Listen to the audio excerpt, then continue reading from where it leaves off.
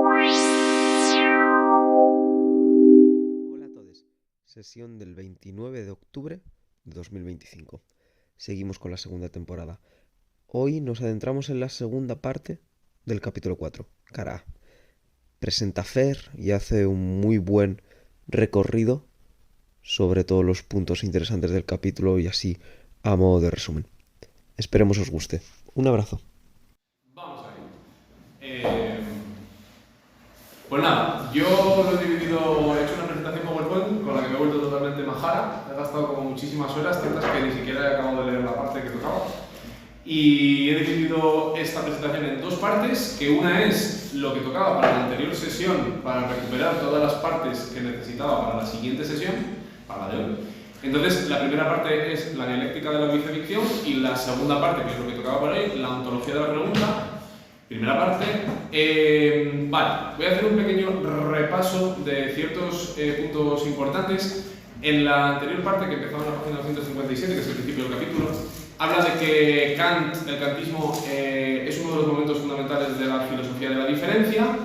Hace una reflexión acerca de la razón, de las ideas, muy compleja, etc. Voy a intentar darle un poco de orden a esto. Primero, habla de que la razón no tiene una carencia, al igual que después en libros posteriores habla de que el deseo no tiene una carencia, etc. Y esta idea de pensar la razón como que no parte de una carencia es decir que la razón no carece de objetos para conducir al conocimiento más allá del alcance de los sentidos, en el sentido de que en Kant siempre se ha pensado que la razón hace llevar al entendimiento a unos lugares a donde no le corresponden y por eso hay que limitarlo, ¿no? Entonces lo que viene a decir Deleuze es que en Kant hay otra idea de lo que es la razón, ya que la razón no es que conduce más allá de los sentidos y ya está, y por tanto es algo negativo que tiene una falta intrínseca, sino que la razón conduce a las ideas que tienen como objeto real el problema en tanto problema. Voy sacando de aquí algunas citas en las que he puesto o no la página a la que corresponde, pero ya os digo que habla de un objeto real que es el problema en tanto problema.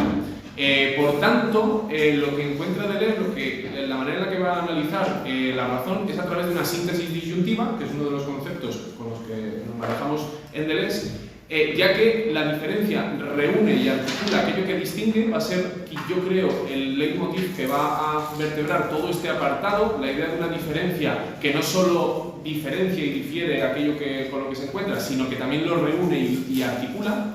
Y por tanto, en la medida en la que la diferencia reúne y articula, la razón como diferencia reúne en un todo los procesos que realiza el entendimiento, que eso ya lo sabemos por Kant, pero los conduce hacia una apertura problemática cuyas soluciones no cierran el problema. Por tanto, este va a ser el punto de partida del apartado anterior, por tanto voy un poco más rápido.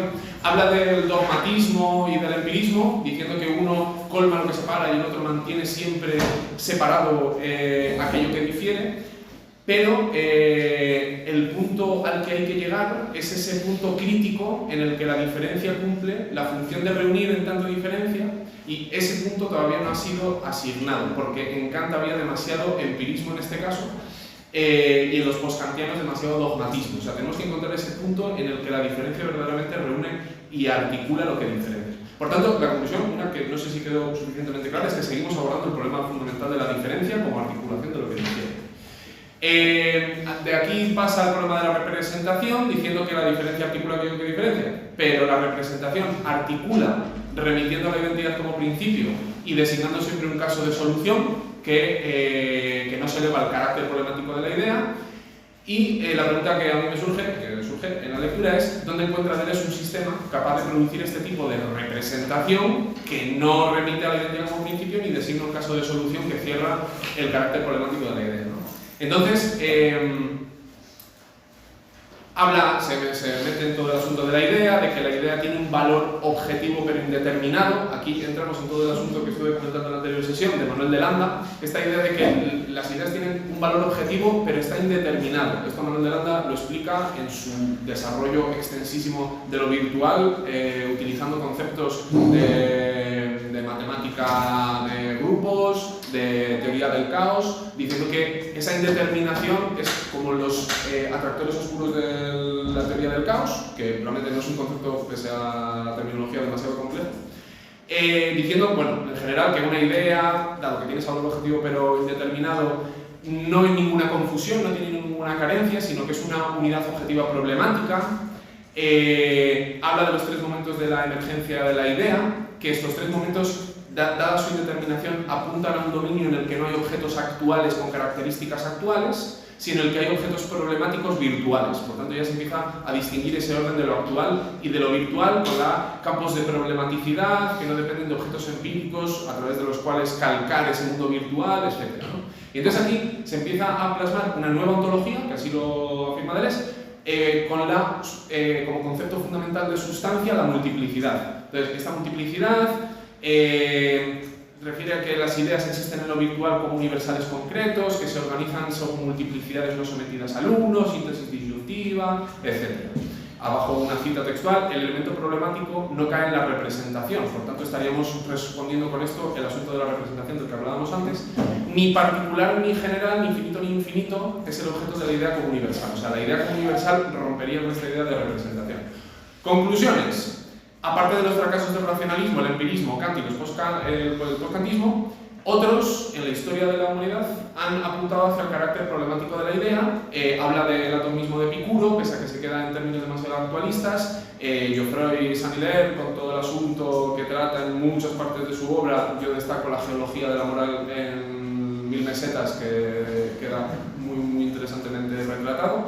Y habla del estructuralismo, del que voy a hablar hoy. Voy a empezar defendiendo lo que dije el otro día, de que efectivamente habría que entender el estructuralismo hacia atrás, como los que intentaron decir lo que después dijo Deleuze, pero después hay un momento en la parte que toca para hoy en la que el estructuralismo, afirma Deleuze, que tiene unas carencias, dice cuáles son esas carencias e intenta actualizarlo. Por tanto, ahí así que estaría ese giro al post-estructuralismo.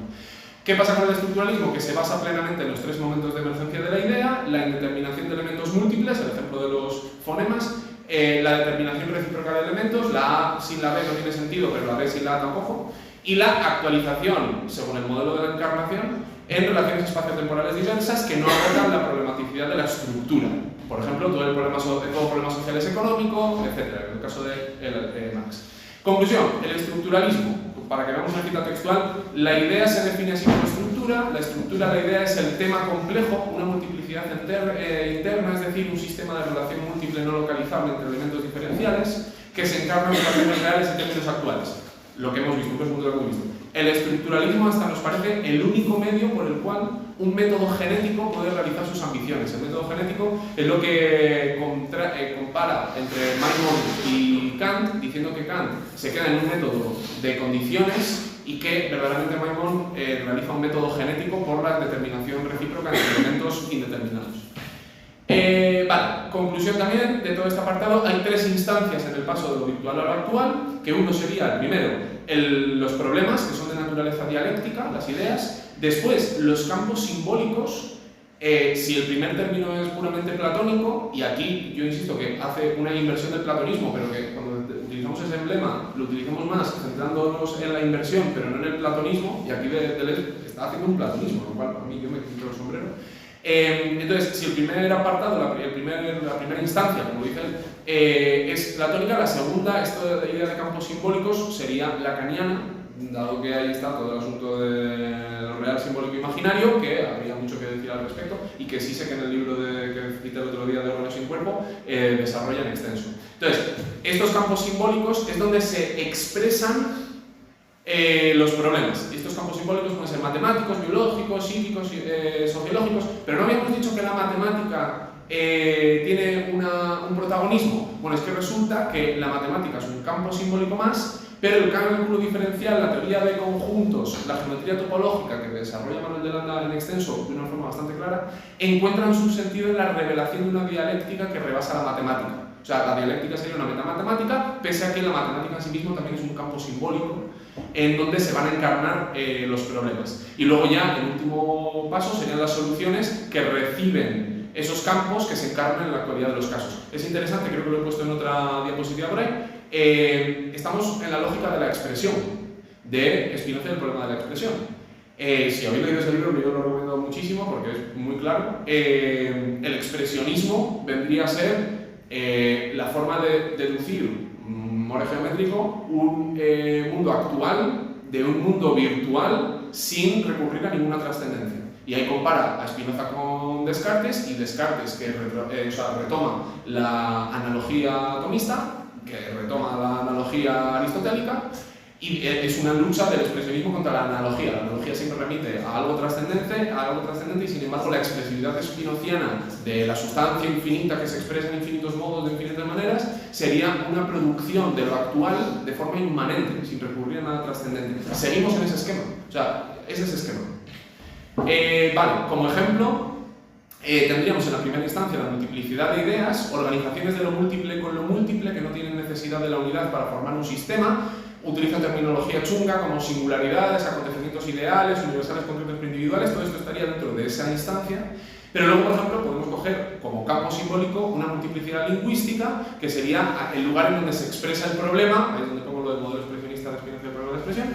Por ejemplo, una estructura lingüística es un sistema de relación múltiple no localizable entre elementos diferenciales que se encargan en relaciones reales y términos actuales. Luego tendríamos como esto actualizado las variedades lingüísticas. Todas responden a este sistema virtual de relaciones, pero en ninguno es localizable ese objeto trascendente que es el metalenguaje, que es el objeto trascendente inalcanzable que luego retomará con el tema de la teoría de las facultades.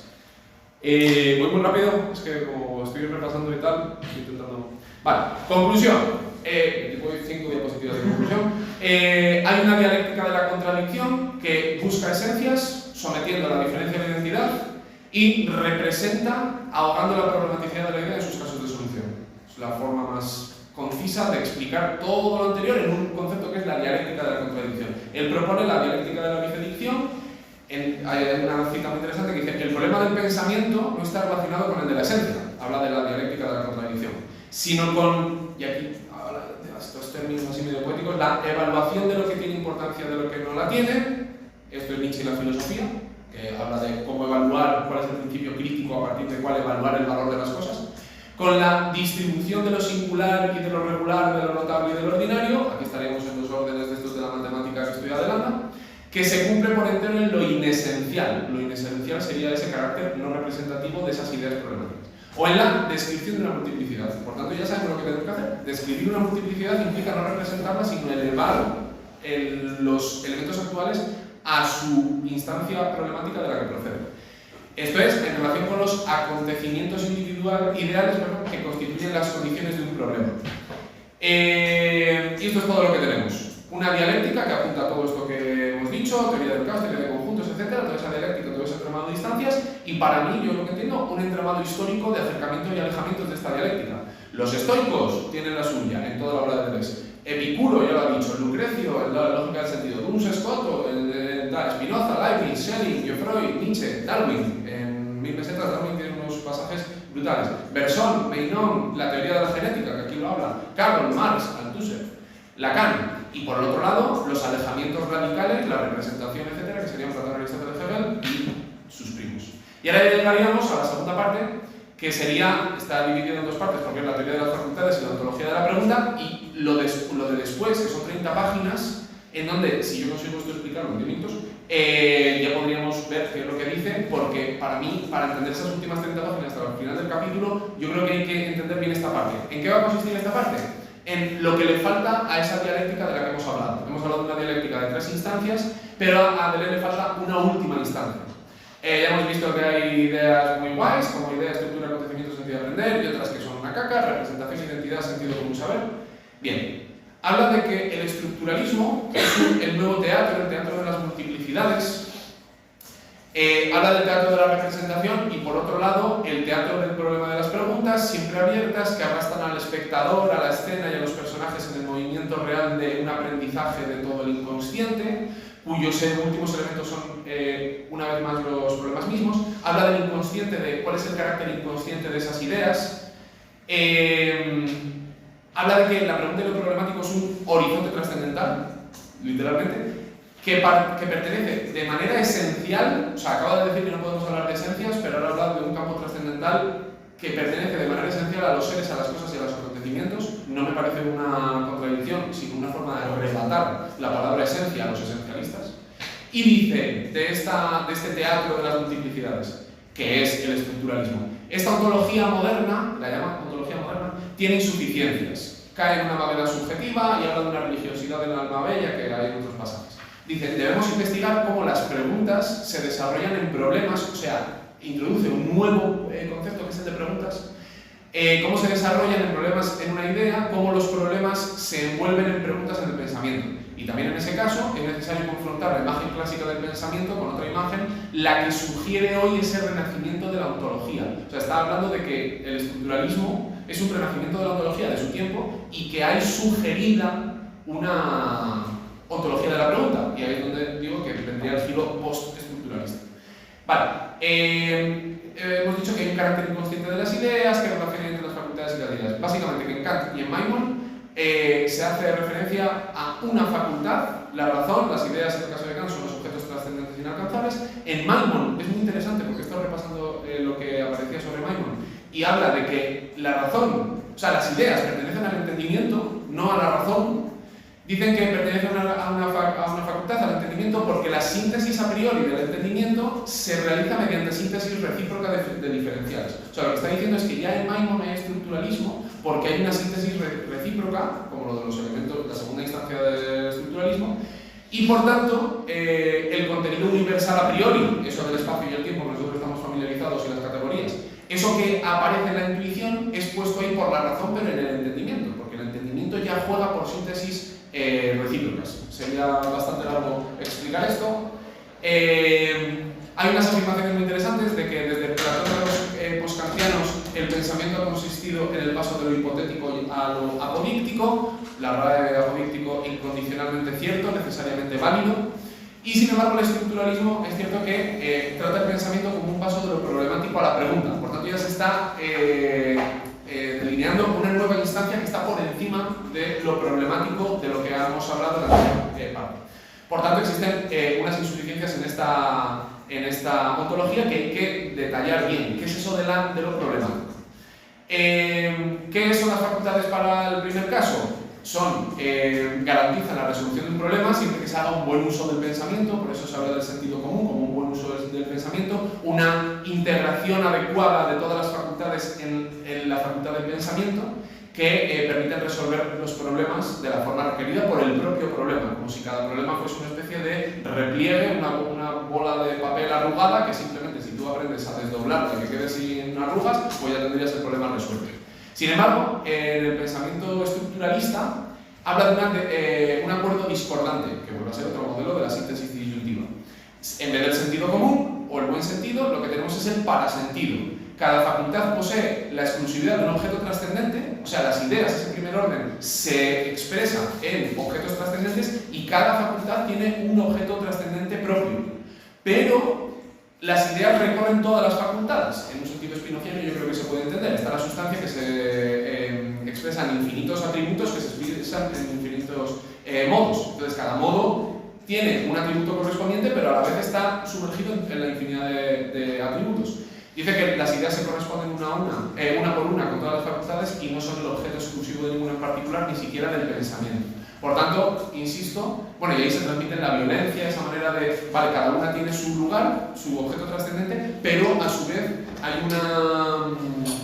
una violencia que se comunican todas ellas. Por tanto, debemos obviar las tres instancias del pasado virtual y hablar de cuatro.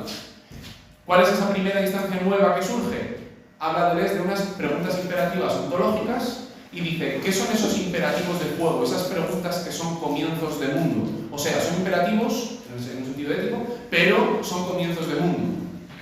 Y, ya casi no queda nada, habla de la tirada de dados. O sea, para hablar de esta nueva instancia, utiliza terminología nietzscheana. Es lo que le añade al estructuralismo. Al estructuralismo le falta una instancia previa a toda la estructura, que debe ser descrita en términos nietzscheanos. Habla de abolir el azar versus afirmarlo.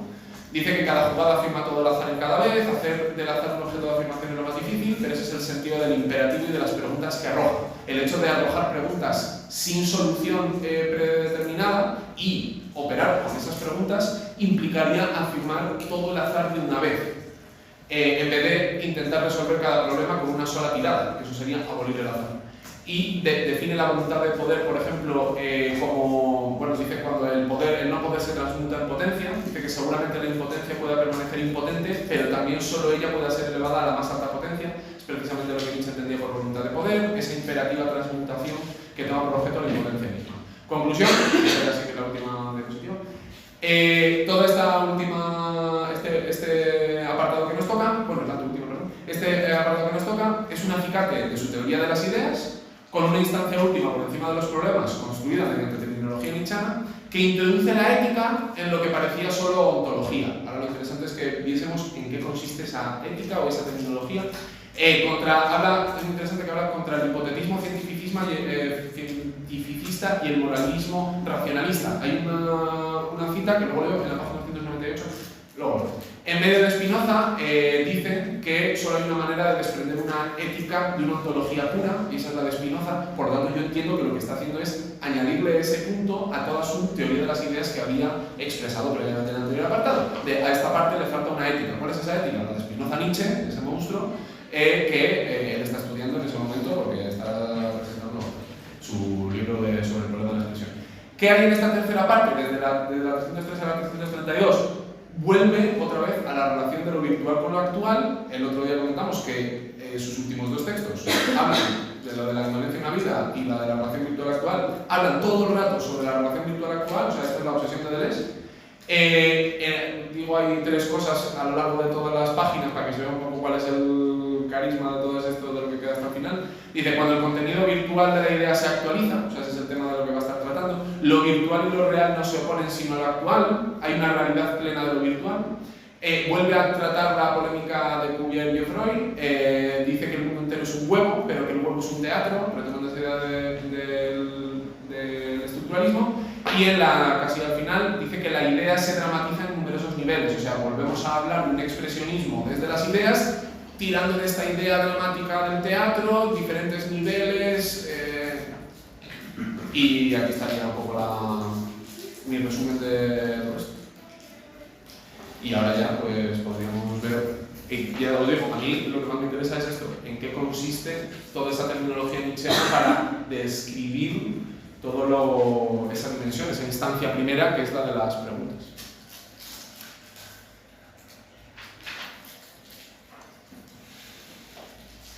¿Habéis visto algo parecido? ¿Os parecía que esto era la estructura de este capítulo? ¿Os parecía otro tema del que hablaba? No, digo, que esta es mi propuesta de lo que está pasando aquí, que en 3 instancias pasamos a 4, pero no sé si lo veis así o si yo me fumaba aquí. Yo voy a poner la diapositiva de la escala. Sí.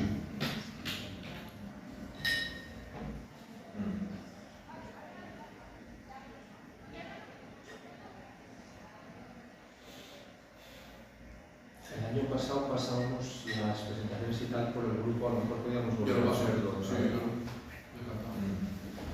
Yo preguntaría quizás para volver a un problema que a mí no se me aclara tanto todavía. Yo creo que la cuestión de la estructura y el estructuralismo es una cuestión que hay que darle harta vuelta, porque es interesante. Yo insisto en una cuestión que quizás no está tan clara en el eso. Claro, tú decías que hay una suerte como de paso entre un estructuralismo en estos capítulos a un post-estructuralismo, que en principio yo igual estaría de acuerdo un poco en eso. Pero lo que me cuesta ver un poco es justamente ocupar esa noción del post-estructuralismo. ¿Por qué lo digo? Porque creo que en cierto punto, no sé cómo lo ves tú, por eso creo que quizás puedas mandar un poquito más en eso. Claro, efectivamente, como decíamos la semana pasada, claro, el concepto de estructura que Deleuze está ocupando acá parece ser distinto, ¿no? Parece ser diferente, no ser el mismo. Yo creo que es clave ese hecho de que, por ejemplo, acá ni Lévi-Strauss ni Saussure tienen lugar en estos capítulos, ¿no? Aparecen antes, aparecen en otros momentos, pero no aquí. Entonces, yo como que tiendo a ver, no sé cómo lo ves tú o cómo lo ves los demás, que es el... ¿Por qué yo no ocuparía por estructuralismo? ¿O por qué me complica ese concepto? Por el hecho de que está esa suerte como de post, como de más allá o hacia otro lugar que no es la noción clásica de estructuralismo.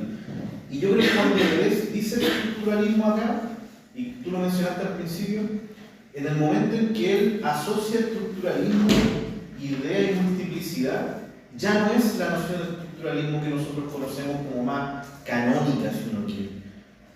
no sé, tiendo a pensarlo así. Por eso decía la semana pasada que a mí me llama la atención que este tipo después escriba un texto de cómo reconocer el estructuralismo, etc. y después deje el concepto.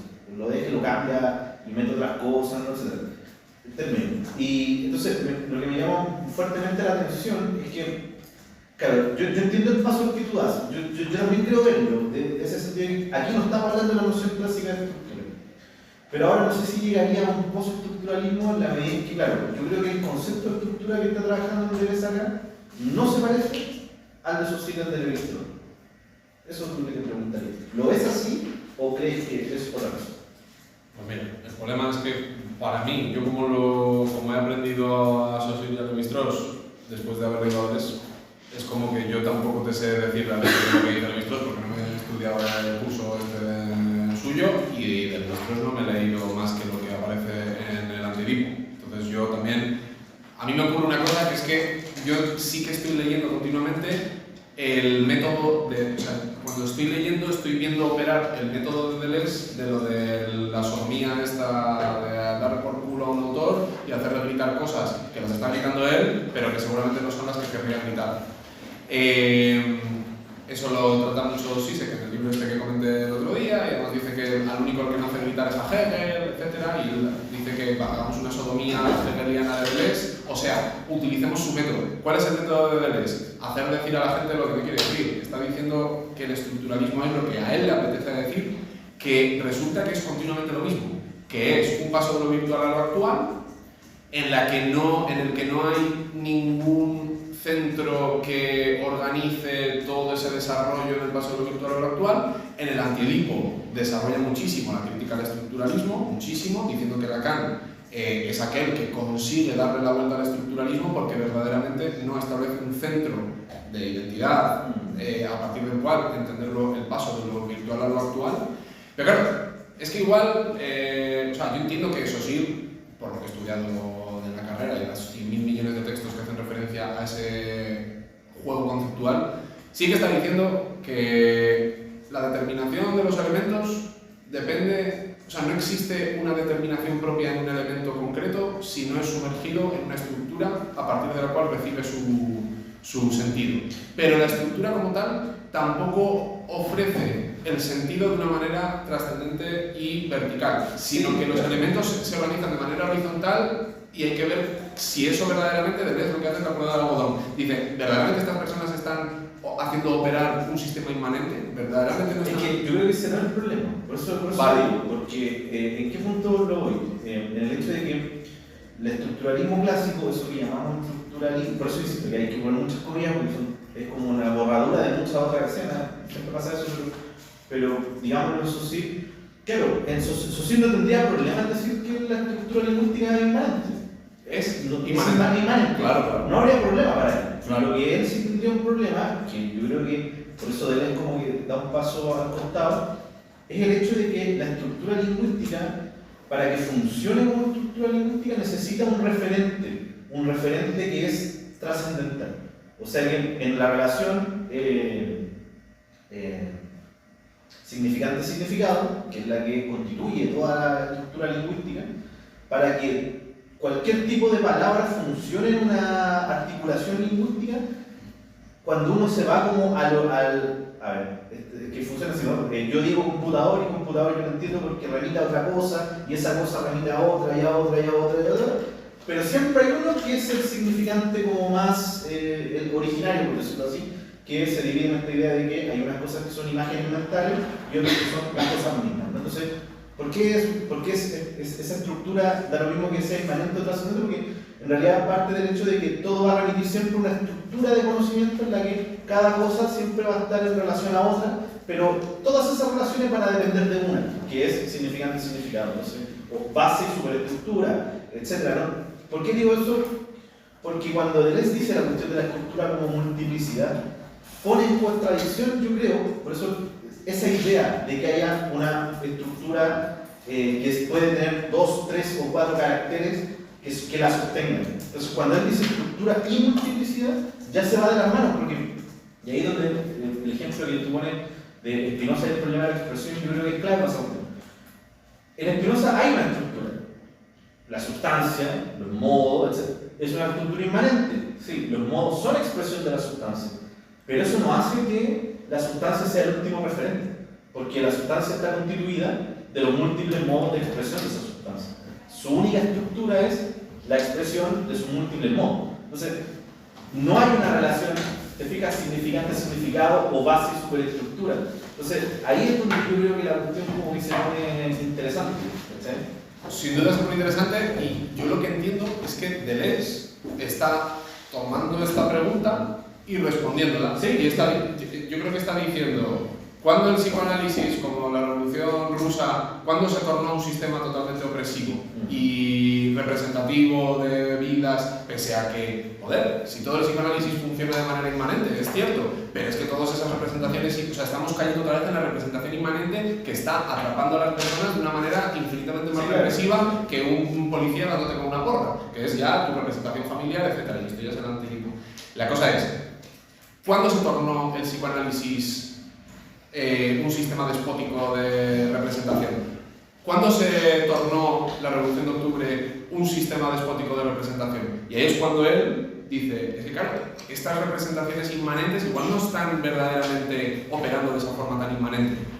Aquí está dando una respuesta que es, tenemos que, punto 1, pensar un dominio extraestructural, más que son los objetos trascendentes, que retoma a Platón con unos huevazos como unos campanos de catedral y está cogiendo a Platón para hacerle decir una cosa maravillosa, que es que las ideas como objetos trascendentes van a solucionar lo que a él le parece que el estructuralismo tiene de error, que es que, 1, las ideas no tienen un carácter sustantivo representativo, sino que las ideas tienen un carácter problemático que es si tú estás solucionando con la representación de tu vida esa idea, ya lo hemos jodido, porque tiene unas connotaciones éticas que aquí está tratando en este apartado, por eso digo que utiliza terminología nietzscheana. O sea, hay una complementación ética fundamental a toda esa estructura representativa y puramente epistemológica. Si no conseguimos dar ese paso en esta última instancia, que es la de las preguntas imperativas ontológicas, estaremos otra vez cayendo en un sistema representativo, por más inmanente que queramos que sea, porque el psicoanálisis se ha convertido en un sistema opresivo, porque el marxismo se ha convertido en un sistema opresivo. Entonces yo lo que creo es que él está retomando esta pregunta y diciendo, ok, no vale solo con representar, que ya en sí mismo ya es algo malo, con representar de forma inmanente el paso de lo virtual a lo actual, porque caemos una vez más en esa represión. Y hace falta afirmar el azar en todas las tiradas de dados y toda esta tecnología. Entonces yo por eso entiendo que sí que está haciendo un post, pero está haciendo un post como una de sus tareas, o sea, desde 1968 a 1972, yo creo que es su obsesión, porque el antilipo me parece que el punto clave, parece que si todo el mundo dice que es un libro contra Lacan y tal, dice de Lacan la mayor de las maravillas, que es el que le da la vuelta a la estructura. Y le da la vuelta a la estructura porque entiende todas esas movidas intensivas, etc. Porque consigue verdaderamente hacer una ética de esto. Y por eso ya, introduzco una última cosa, perdón Alejandro, ya te lo dejo. Y por eso dice Foucault que el Antedipo es un libro de ética. Y de hecho el mejor libro de ética que se ha escrito en Francia en los últimos años. Porque verdaderamente es este paso ético del estructuralismo a una ética. Porque si no surge una ética, como en Spinoza, medio de Spinoza, nos quedamos en representaciones del mundo que por más inmanentes que sean, se van a convertir en lo peor de lo peor, como la Revolución de Octubre o como el psicoanálisis. Ese es el punto a través del cual yo lo entiendo. Sí, yo iba a ir un poco algo más atrás, pero tampoco tengo claro esto que voy a decir, pero puedo seguir tirando con el hilo del estructuralismo. No sé hasta qué punto, por ejemplo, en un estructuralismo básico, donde Deleuze ve que hay fallas que se pueden como abrir un poco más, por ejemplo, no sé hasta qué punto el estructuralismo puede operar mediante este parasentido que se promueve, ¿no? De cuando al final es, o yo lo entendía así, la base de cuando una idea es problemática, cuando no se puede resolver o cuando no se puede articular en base a un buen sentido o a un sentido común, ¿no? Dicen ellos que yo lo entendería como los puntos base de todo pensamiento estructuralista, ¿no? Cuando das con un punto donde efectivamente escapa a una estructura, ¿no? Y tienes que abandonar también, como ellos dicen, ¿no? El papel del saber, porque las ideas no se saben, no son por saber e ideas no son iguales, sino que se aprenden. Entonces tienes ahí un aprender infinitos que difieren por naturaleza del saber. Yo entiendo que bajo una estructura llegas a saber lo que es una multiplicidad porque se define. Lo que pasa es que queremos solventar eso porque ahí las ideas no están siendo problemáticas, se están sabiendo.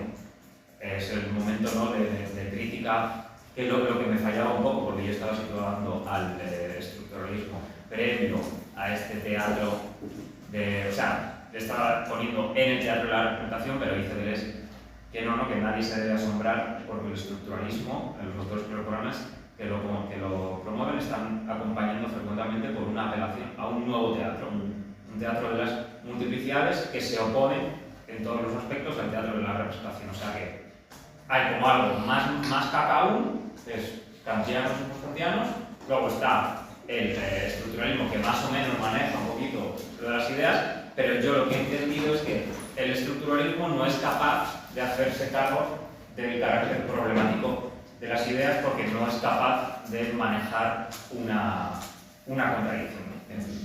Necesitan, sí o también, resolverlas, y yo creo que también es un punto interesante a nivel de ética de cuando se vuelven opresivos sistemas estructuralistas como el marxismo entendido por Stalin y Lenin o el psicoanálisis trabajado por Freud y Jung, ¿no? A lo mejor cuando no puedes resolver una paradoja o cuando una paradoja te molesta, y yo creo que a Deleuze no les molesta y se soluciona, creo, muy fácilmente. O sea, yo no he entendido nada del capítulo, nada, hasta que sale el ejemplo de los dados. Ya lo he entendido todo.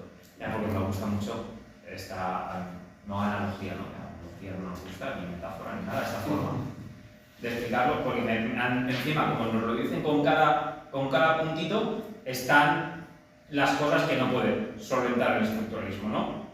Una jugada de dados y todo el cielo con espacio abierto y de tirar como única regla, donde no es una regla de sentido común, sino es verdaderamente la imposibilidad de abolir el azar. Yo creo que el estructuralismo sí que intenta abolir el azar para que todo esté dentro de la estructura, ¿no? Los puntos singulares son los números del látigo. Las preguntas es el propio objeto que el propio dado, ¿no? El imperativo de por qué hacernos las preguntas es un gesto tan sencillo como el tirar un dado, que efectivamente por eso no puedes abolir el azar, no estás haciendo nada al tirar el dado, solo estás afirmando todas las posibilidades que pueden salir. Y luego las ideas, efectivamente, por su carácter problemático, son las combinaciones problemáticas que resultan de esas jugadas. Yo creo que un estructuralismo no podría hacer frente a una tirada de dados. Sería algo con lo que no estaría de acuerdo con lo que jugar. Y en Deleuze, que esto por supuestísimo es todo teoría cristiana, incluso en el juego el saber y aprender es aprender como un niño. Lo dicen. De esta jugada también recomendar otro libro de Nietzsche que no me cansaré de recomendar, que es sobre Nietzsche de Bataille, donde la mitad del libro es la idea de tirar dados, de afirmar el azar, y el poema de Mallarmé, ¿no? de una tirada de dados no poder abolir el azar. Yo creo que el estructuralismo busca abolir el azar. Y por eso dice Deleuze que se puede todavía salir un punto. Perdón que me David, si quieres hablar. Sí, yo creo que, por seguir por la misma cuestión, yo creo que la clave precisamente es el tema este de la tirada de dados. La gran diferencia que yo veo con el estructuralismo clásico, más allá de cómo están dispuestas los elementos, es la instancia en la cual se sitúa la estructura. El estructuralismo clásico situaría las estructuras ya actualizadas, sedimentadas, coaguladas, las situaría en la parte final, mientras que para Deleuze la estructura precisamente es lo que resulta de la tirada de dados, es decir, está en esa instancia preindividual, presubjetivada, preidentificada, que no lo dice aquí, pero que yo la interpreto por otros textos como que es el afuera, es el espacio del afuera. Entonces, claro, precisamente la estructura es algo que resulta de ese azar de la tirada de dados. No es fija, no es móvil, no es dogmática, siempre es hipotética, múltiple, cambiante, variante, diferente, y ni siquiera tiene unos puntos actualizados, sino que esos puntos son meramente virtuales. y se definen a sí mismos únicamente por relaciones diferenciales unos con los otros y por cuestiones por dinamismos espaciotemporales, que va diciendo después, a partir de la página 315 o 20 o así, empieza a hablar de lo importante que es para el paso de lo virtual a lo actual los dinamismos espaciotemporales. Entonces, claro, si las estructuras las entendemos como un dinamismo espaciotemporal que ni siquiera está actualizado, ahí es donde yo veo la diferencia con el estructuralismo clásico, que el estructuralismo clásico detendría, coagularía, segmentaría la estructura y diría, la estructura está aquí y se relaciona de esta manera y de esta otra con estas otras instancias. Yo ahí es donde veo la diferencia. ¿Dónde situar la estructura? Pero lo que es la estructura en sí, yo creo que se le puede llamar estructuralista, porque la manera de entenderla a la estructura en sí misma, yo creo que sí es compatible con el estructuralismo clásico. La diferencia es dónde situarla. Hay un punto muy interesante en el libro de conversaciones, ya he terminado sus dos, así que poco a poco iré citándolos menos. Pero hay un momento que le preguntan, de hecho yo creo que es la que tiene con Tony Henry, no lo sé, tendría que volver a verlo. Pero dicen, al final, te estás metiendo todo el día con los sistemas, él habla de estructurar sistemas, te estás metiendo todo el día con los sistemas, todos pensaríamos que tu forma de pensar, de trabajar, incluso como batería, es no sistemática, pero luego me dice, pero aún así he terminado de leer 1000 mesetas y veo que todo encaja, veo que sí que lo hay, ¿no? Y él les dice, yo no diría de mí mismo o de mi trabajo que no es un sistema. Lo que pasa que es, y empieza a ponerle adjetivos después, ¿no? Es un sistema abierto, es un sistema circular roto, es un sistema no sé qué. Entonces yo creo que sí que hay un valor, a lo mejor es algo parecido, ¿no? A la diferenciación que hace Derrida entre estructura y estructuración. O sea, a lo mejor sí que hay una sistematicidad, sí que hay una forma de estructura en el pensamiento de él, pero como decía un poco David, es una estructura que a lo mejor nace de una tira de dados. No, sí, o sea, yo en caso quiero decir que no hay estructura en Andrés. No, es una opinión que no vería ni siquiera mal. Yo podría juguetear por ella que no hay estructura, ¿no? Pero... Lo que pasa es que yo insisto, cuando Deleuze, por ejemplo, en estos capítulos, está trabajando un concepto de estructura que no es la del estructuralismo clásico y está quizás más asociada a ese lado esquizo, ese lado abierto, de lado efectivamente intelectual, virtual. Y que yo siento que después, claro, lo que pasa es que el Antiedipo le va a llamar máquinas. ¿Sí? El salto que hacen, que lo explica muy bien el Guattari en ese de máquinas, de estructura a máquina, de máquina a estructura, ¿no?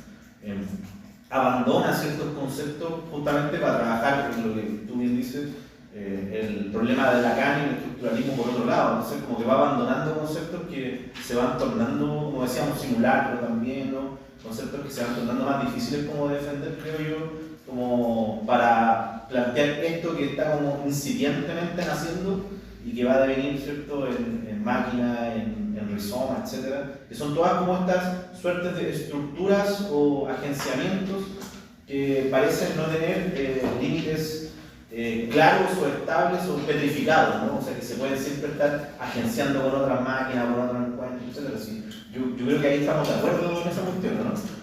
Claro, lo que yo como que trato de problematizar acá es tratar de ver en este concepto de estructura el germen de esas otras cosas. Si eso es como lo que trato como de decir, como que yo no condenaría tan rápido el sentido de decir que acá Deleuze está como quedándose. Por eso como que el postestructuralista como que me problematiza un poco porque, claro, el concepto de máquinas, por ejemplo, ¿es postestructuralista? En un sentido clásico, sí. Así como, claro, es contra el estructuralismo clásico. Pero si hay otra lectura, por ejemplo, el de realidad social, de manera no estructuralista. Y él cuando hace la conferencia de la diferencia, no lee estructuralistamente a Saussure, lo saca de ahí. Entonces, por eso creo que esas categorías como que son súper mallables, ¿cachai? Como que no sé, entiendo la operación. Yo cuando leí la gramatología, que lo leí hace años y me quedé así un poco cuadros, de las pocas cosas que entendí, que no sé si son unos apéndices o fue otra cosa de Derrida que leí cuando leí la gramatología, hay un momento que se vuelve totalmente transparente a la lectura, que dice al estructuralismo le faltaba Nietzsche. O sea, era como Nietzsche. Ah, no, perdón, ese es el libro de 1970, que es una compilación de llama La diferencia, el libro, ¿no? Ah, el libro de la diferencia. Eso. Y hay un texto de los últimos capítulos que es sobre Nietzsche. Y ahí dice, al estructuralismo le faltaba Nietzsche. Y a mí lo que me interesa es que, por concretar el punto en el que Deleuze quiere dejar a un lado la estructura, o lo que él considera en este caso la estructura, y hacer algo nuevo, también lo está haciendo Derrida, si es que leemos ese texto, o si es que ese texto, no, yo de Derrida sé, vamos, poco. Si es que ese texto no fue en un momento de euforia de leer a Deleuze, que también podría ser, porque cuando murió Deleuze, Derrida dijo, es el único filósofo con el que siempre estuve de acuerdo, que luego ya ves tú, no sé si conocías esa... Entonces, a mí lo que me parece interesante es que lo que está diciendo aquí Deleuze es que hace falta intervenir de manera ética en todo el sistema, porque si no intervenimos de manera ética, que todos los 60 de Deleuze es como una especie de caldo de cultivo de todo esto, hasta diferentes repeticiones lógicas del sentido y el antiedipo, en donde está, a mi modo de ver, haciendo esa superación de la estructura, si es que lo queremos ver así. Pero yo siempre diré que Deleuze era platónico y que Deleuze era estructuralista, porque me gusta esa idea que dice Zizek refiriéndose a Deleuze sobre Borges, que Borges escribió que los kafkianos no empezaron a existir, o sea, las corrientes kafkianas no empezaron a existir hasta el momento en que Kafka escribió, porque en el momento en que Kafka escribió hizo, a través de una causalidad retro para atrás, hizo que existiesen todos los kafkianos hasta él, ¿no? Un stream de kafkianos hasta él. A mí me parece que decir que Deleuze era platónico o que incluso Platón era deleuziano, a mí me parece pasarme por el forro, como término estricto y técnico, toda la historia de la filosofía como una intervención muy importante y coger a todos los manuales de filosofía y decir que no, que Platón estaba queriendo decir que las ideas eran problemáticas. Y que Kant también, si es que lo interesante es que lo afirma. Dice Deleuze, Kant lo que estaba queriendo decir, no lo dice así, pero que las ideas eran problemáticas, si es que al principio justo del capítulo. Entonces a mí me gusta esa idea de intervenir en la historia de la filosofía y tú decir que la estructura es lo que te pertenece, que es lo que está haciendo Deleuze, y que eso es la estructura, igual que Platón, está haciendo una teoría de las ideas. Cuando se supone que él es el antideleuziano, el antiplatónico por excelencia y Nietzsche y tal, a mí eso me parece como forma de actuar ante la historia de la filosofía delicioso. Y estoy totalmente de acuerdo con lo que has dicho antes de que tu lectura es que existe una instancia, que es la de las preguntas, que es la que no permite los estructuralistas, no permitiría a un estructuralista tirar un dado. Yo creo que es lo que está diciendo, es lo que he dicho antes en toda la presentación, que no sé en qué momento he llegado, que en lo que se definió en la anterior sesión que tuvimos como estructura, o que parecía que era estructuralista, en esta sesión lo que ocurre es que dice no podemos quedarnos con esas tres instancias, hace falta una cuarta, y esa cuarta es pura terminología nietzscheana, la que utiliza para explicarlo. Aprender como un niño, toda la estructura de la voluntad. A mí lo que me parece interesante de todo esto, que es bastante así, se queda todo bastante cuadradito. Claudia estaba apuntada ahora. Bueno, está solida. Lo pone, Pone clave. Ha sido sin querer. Lo pone. No sé, voy a cambiar de tema, Dale. creo. Y no sé si voy a decir algo interesante, pero... Y no sé si esto a lo mejor no es tanto cambiar de tema, tal vez no lo es. Pero a mí lo que me preocupa sobre todo este capítulo es el tema de las ideas, ¿no? Y yo creo que tiene que, como porque es el capítulo de las ideas, pero y a lo mejor esto responde a algunas de las preguntas que estabais planteando y a lo mejor no, pero en la medida en que las ideas no son de ninguna facultad, o sea, como que para Kant sí lo eran, ¿no? Y para Deleuze no lo son. En la medida en que eso es así, probablemente lo que pasa es que las ideas, como lo único que hacen es hacer que las facultades entren en ese acuerdo discordante, y entonces de alguna manera podríamos decir que la idea es la estructura, es la multiplicidad entendida por Deleuze, y por tanto como la única función de la estructura es desestructurar. ¿Podría ser eso, tener eso en algún sentido? Pues eso era todo lo que quería decir. Así pues. Es muy interesante cómo hace todo ese desarrollo de lo del campo simbólico y el campo social, ¿no? Creo que son las dos estructuras que analiza. De que existen infinitas facultades, entendiéndolo como esa forma de darle infinitud a los atributos en Spinoza, de que existen infinitos, tú te enteras de los que te enteras, y hace una pequeña lista de es que está por aquí, lo puedo buscar. la vida, habla de la vitalidad,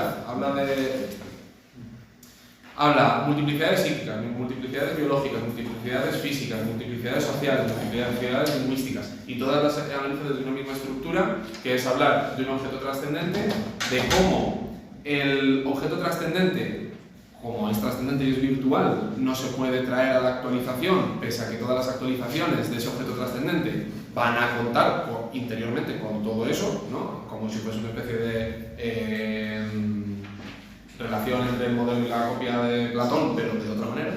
Sí, y en matemáticas lo explica muy bien, ¿no? O sea, la ecuación que hagas para una circunferencia nunca será... O sea, toda la actualización de esa ecuación será una circunferencia, nunca será el modelo que querías. Y luego habla del esquematismo, ahí se mete lo del esquematismo con Maimon, de cómo podemos introducir el tiempo, en lo de Kant y el tiempo, que es un libro que tanto hemos citado por aquí, lo que hace es ver cómo pasamos de la ecuación a la actualización introduciendo modelos espaciotemporales, o sea, dinamismos espaciotemporales, que eso es el esquematismo, que eso es la creación por Kant del tiempo, que eso también es muy interesante. Entonces, hay una serie de lógica metafísica de cómo pasar de lo virtual a lo actual, pero las ideas siempre están operando como un objeto trascendente, que dice, al que no se puede alcanzar, por ejemplo, en la lingüística, la facultad es el habla, que no puede ser dicho, pero que debe ser dicho. Y ahí es donde se introduce la dimensión primera, esta, que es la cuarta a la que me estoy refiriendo, que debe ser dicho, que no puede ser sino dicho en el ejercicio poético del habla coextensivo a la virtualidad. O sea, tenemos una obligación, una especie de imperativo categórico, pero a la nietzscheana, de tratar de reproducir eso virtual en la actualidad deformando lo actual. ¿Por qué? Porque si tú hablas según tu lenguaje, vas a ser un fascista, pero si tú haces de tu lenguaje un lenguaje poético, vas a hacer que tu lenguaje actual se virtualice, por así decirlo. Y esto para todas las facultades, porque luego habla de este mismo esquema de la multiplicidad social. Dice, la sociabilidad se determina como facultad. ¿Qué es ese objeto trascendente? Aquello que no puede ser vivido, pero que debe serlo, y que no puede sino serlo en el elemento del ejercicio trascendente. ¿Cuál es el ejercicio trascendente de la sociabilidad, de la facultad? La transformación de las sociedades, a saber, simplemente la libertad.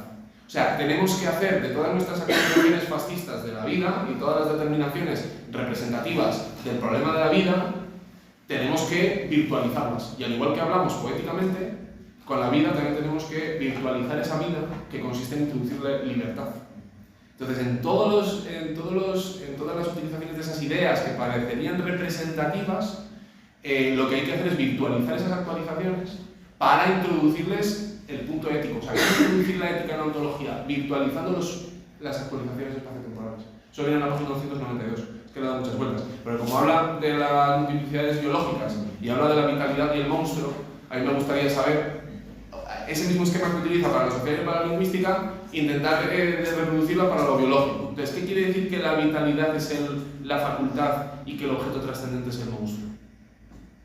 ¿Entendéis?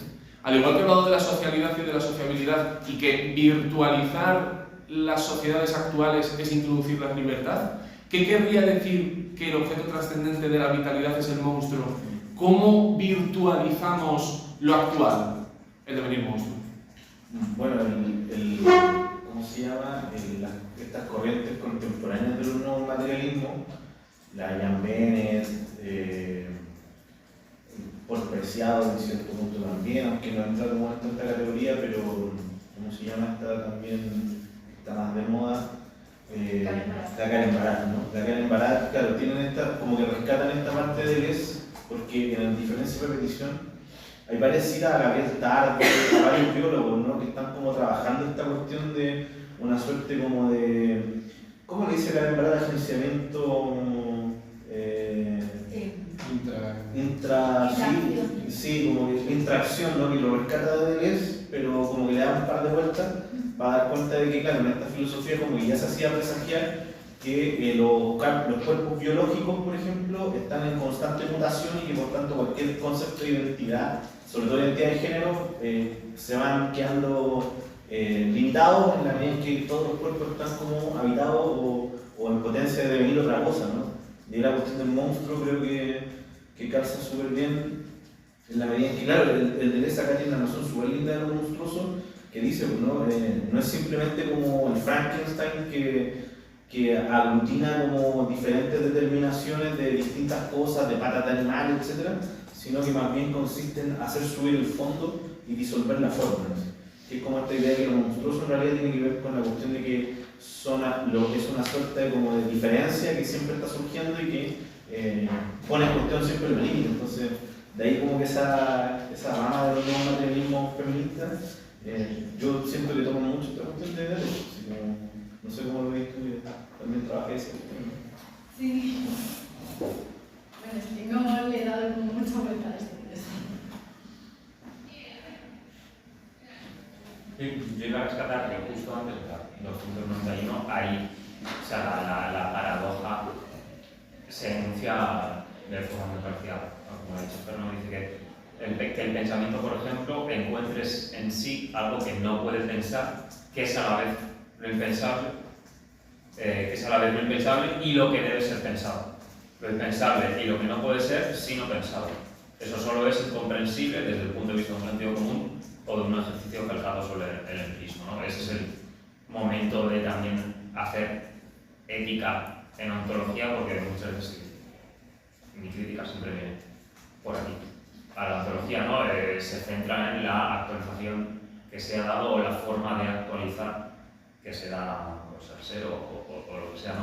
Y este es el punto donde dice Deleuze de lo gracioso está en pensar la paradoja que ninguna ontología podría resolver, porque técnicamente, o al menos así es como entiendo que Deleuze está leyendo esta ontología, esta formación de ontología, no puede haber una ontología paradójica. La ontología se resuelve en un actual, el virtual siempre se resuelve en un actual, ¿no? Pues precisamente ese intento de limitar sin boca, ¿no? Tiene que haber algo que no puede ser pensado y sin embargo que tenga que darse. Aunque no pueda darse, tenga que darse, ¿no? Y yo creo que es precisamente la noción de monstruosidad o en 1000 mesetas cuando hablan de que pensar es siempre peligroso, que el campo de lo virtual es siempre peligroso, monstruoso, quiero decir, ¿no? Enlaces monstruosos, que ese es el punto ético, que no moral, de tirar los dados, a ver qué pasa. No tirarías los dados si estuvieras en una ontología actualizada, ya que ya sabes cómo se va, qué cara va a caer. La idea es que te tienes que arriesgar a tirar, ¿no? Que tienes que arriesgar a ver qué forma sale de lo que no se puede pensar. Que nunca será una forma, será que el fondo sube. También habla mucho de ello. He leído sobre este libro, no me he leído Lógica de la Sensación, pero cuando habla que todo se juega a nivel de superficie, cuando todo se juega a nivel de superficie, todo se juega a la piel. Veis con tinta fuerzas, dice, y la hace salir del Bueno, claro, es la imagen siempre que sale, ¿no? De las cabezas de Bacon, de que no hay rostros, que hay cabezas.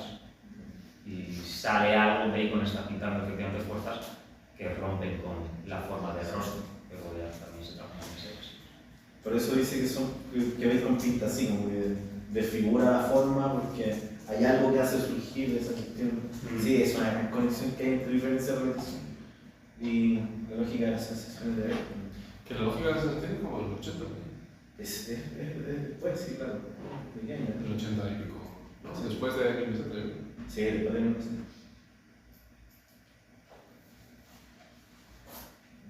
De hecho, hay varias partes en diferencia de repetición sobre el color, sobre que después van a aparecer en estos cursos. Yo no está tentado a decir como que está en diferencia de repetición, pero como que... Yo el otro día bajé el libro de Leibniz, que no he leído. Sí, también está claro. Y empieza a hablar de la luz blanca y de cómo no puede haber una luz blanca, y justamente, no sé si en las anteriores páginas, pues aparece esto de la luz blanca como esa idea de que el pensamiento, por ejemplo, es esa facultad en la que se integran el resto de facultades. Esa sería la luz blanca del pensamiento. Pues habla de que Leibniz, hay en esos claroscuros barrocos, o sea, es la misma tecnología, las mismas ideas.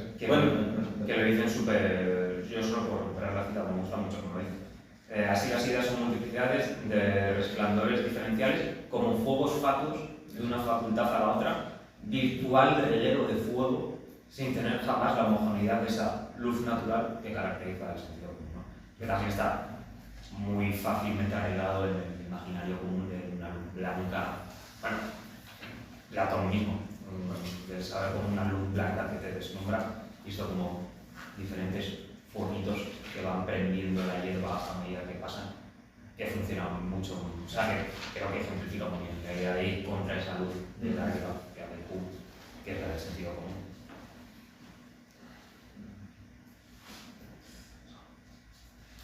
Y el ejemplo de la ola también está. El ejemplo de la ola. De la ola de... ¿La gran defensa de la religión? Sí, porque lo trata en Spinoza. Bueno, vale, el de la ola, el de los... Sí, el de las síntesis pasivas, ¿no? Habla de las síntesis pasivas, perdón. Quería decir lo de la ola en Spinoza, que siempre utiliza la idea de un surfero que se une, o sea, que sus esencias se componen o se contraponen, que el surfero puede morir por la ola o puede aumentar su potencia con la ola. Creo que era eso. Una cosa quería añadir, pero me cuesta encontrar palabras. Lo primero que quiero añadir es realmente muy sencillo. Primero, lo que me interesa de toda esta discusión, más allá de, por ejemplo, temas toxográficos como hasta dónde llega el estructuralismo, sin desmerecerlos, siempre y cuando todo eso nos lleve, creo, a cuestiones éticas. Aquí Spinoza supongo que es el príncipe de todos nosotros y por lo tanto siempre volvemos a él. Todo esto realmente para decir que Alejandro ha dicho algo así como, bueno, tira los dados, pero siento contradecirte. Creo que es importante, y creo que es importante para esta parte ética de, bueno, sí, muy bien lo de las multiplicidades y las estructuras, pero ¿qué hago con esto? ¿Por qué te voy a contradecir? Porque en la página 301, tampoco hace falta que cite algo específico, creo que todos lo sabemos ya, pero los imperativos, y la tirada de dados es un imperativo, los imperativos o las preguntas que nos atraviesan no emanan del yo. Por lo tanto, decirle a un yo tira los dados no es lo que aquí nos está diciendo Deleuze, lo cual me parece interesante, porque Deleuze nos está diciendo hay unos imperativos que nos atraviesan y que no son nuestros en el sentido de que no los decide el yo, pero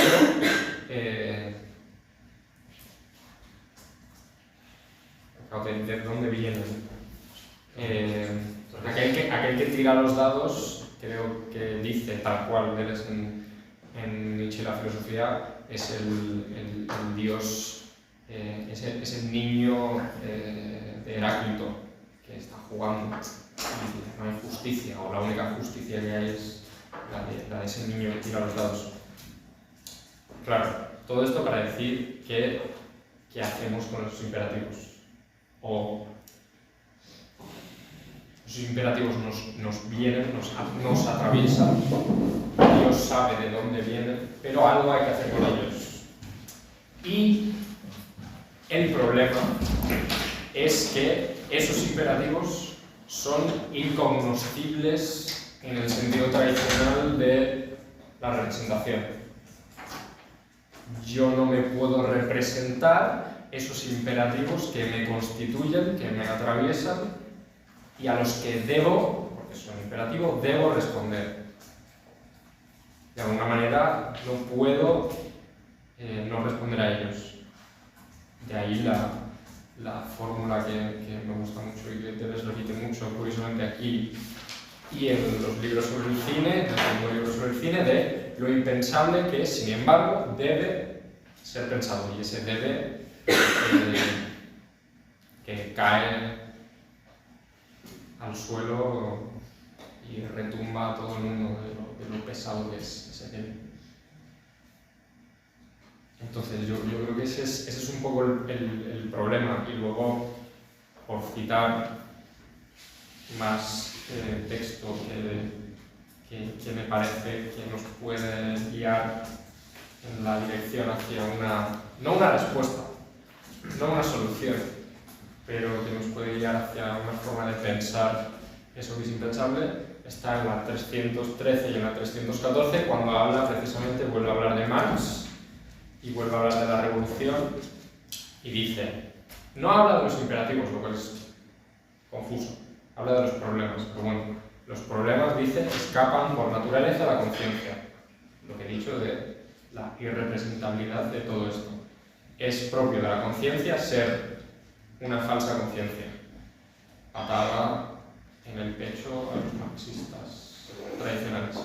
Y continúa, los problemas sociales solo pueden ser captados en una rectificación cuando la facultad de la sociabilidad se eleva a su ejercicio trascendente y quiebra la unidad del sentido común fetichista. Mucho texto. Luego dice, el objeto trascendente de la facultad de la sociabilidad es la revolución. Otra palabra que cada vez que se menciona debería hacer retumbar el mundo entero. ¿Por qué creo que esto está relacionado con lo anterior? Porque esos imperativos, esos problemas que Deleuze nos está diciendo nos atraviesan y nos dicen, nos dicen ese debo, ese debes seguirnos, no se conocen representándose, pero se captan, la palabra ya no es conocer, es captar, o se piensan en algo así como, en el caso concreto de la sociabilidad, en algo así como la revolución. Es decir, que ese imperativo que te constituye y al que debes responder solo surge, por decirlo de alguna forma, solo surge en momentos como la revolución, que de nuevo es un momento que tú no eliges.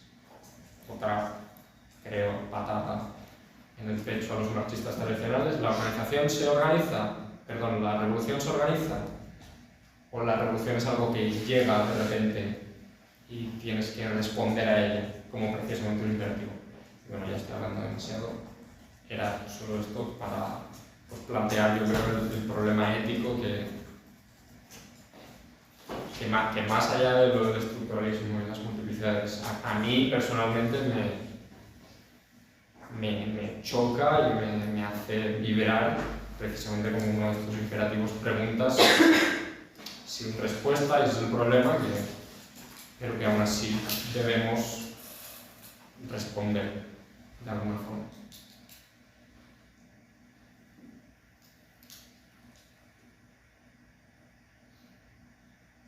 No sé si a alguien le ha resonado también estas páginas, estas palabras. Sí, vas tú. Sí, a mí, de hecho, la misma página, 2 o 3 líneas más abajo, pero sí voy a retomar lo que acabas de decir, porque precisamente, claro, esa tirada de dados que no puede ser subjetiva porque, como hemos dicho, la tirada de dados se produce en ese espacio del afuera, que es un espacio completamente virtual, previo a cualquier identificación y cualquier solidificación. Y que ni siquiera puede haber conciencia, decías, debemos pensarlos, pero claro, no se pueden pensar. Dice, voy a leer solo un par de cosas, las he señalado con los cargadores para que sea más dulce. Dice, claro, si me pongo las gafas, incluso puede que lo vea. Bueno, pues no sé lo que dice, lo he perdido y no me entero. El caso es que decía que todo pensamiento únicamente puede ser hecho a través de un inconsciente. No puede ser un pensamiento consciente porque en el momento en el que el pensamiento es consciente lo que caemos es en la representación. Y sí, podemos representar esa tirada de dados, pero entonces ya no es una tirada de dados. Estamos aboliendo el azar porque estamos distribuyendo en términos de beneficio, buena tirada, mala tirada, oportunidad, y entonces ya estamos aboliendo el azar, que es lo que no hay que hacer. Hay que afirmar el azar. De modo que si lo representamos, pues mal. Únicamente se puede dar cuenta de ello, el pensamiento solo puede dar cuenta de ello a través de un inconsciente. Claro, es un inconsciente porque no puede haber consciente si está previo a la subjetividad. Y yo creo que la clave de todo esto, bueno, me parece a mí, está bien equivocado, pero yo creo que la clave de todo esto, lo que puede articularlo todo, es el concepto de acontecimiento. Al final, Deleuze lo que hace es una filosofía que intenta, sobre todo y ante todo, dar cuenta de lo que es un acontecimiento. Es una filosofía del acontecimiento. Entonces, claro, si entendemos precisamente todos esos imperativos y esas tiradas de dados que no dejan de hablar de lo mismo, y esas estructuras que están en el mundo virtual como precisamente acontecimientos de los que para dar cuenta únicamente podemos hacerlo a través del inconsciente y que por eso nos están apelando, porque realmente no dependen de nosotros, sino que nos están apelando y nos están atravesando y únicamente podemos llegar siempre tarde a dar cuenta de ellos. Yo creo que eso es lo que podría ayudarnos a articularlo todo, ese concepto de acontecimiento, ¿no? De que es lo realmente fundamental, lo realmente importante. Y en la página 314, mira, he encontrado lo del inconsciente. El pensamiento no piensa, en la 301. El pensamiento no piensa sino a partir de un inconsciente, y piensa ese inconsciente en el ejercicio trascendente. Y en la 314, que tú has empezado leyendo en la 313 y has acabado la 14, pues eso sí lo quería leer yo porque habla de la revolución precisamente. Aquí muchas veces decimos, bueno, ¿y cuál es el programa? ¿Qué se hace con todo esto? Bueno, pues en un momento, no sé, como muy esclarecedor, dice: la revolución no pasa en lo más mínimo por lo negativo. Y la guerra de los justos es la conquista del más alto poder, el de decidir los problemas restituyéndolos a su verdad, evaluando esa verdad más allá de las representaciones de la conciencia y las formas de la negativo, accediendo finalmente a los imperativos de los que dependen. Yo ahí veo que es todo el rato un intento de dar cuenta, sabiendo que cualquier cuenta que demos de ello siempre va a llegar tarde, dar cuenta del acontecimiento, no abolir jamás el acontecimiento, poder acceder, aunque sea tarde, mal, al acontecimiento. No sé si eso complementa lo que, o va en la línea de lo que decías. Pues como hablar de la guerra de los justos. O sea, es que al propio Deleuze se le está encendiendo el fuego. Bueno, Creo que va Claudia. Voy a ser breve. Y ya dejamos los dos.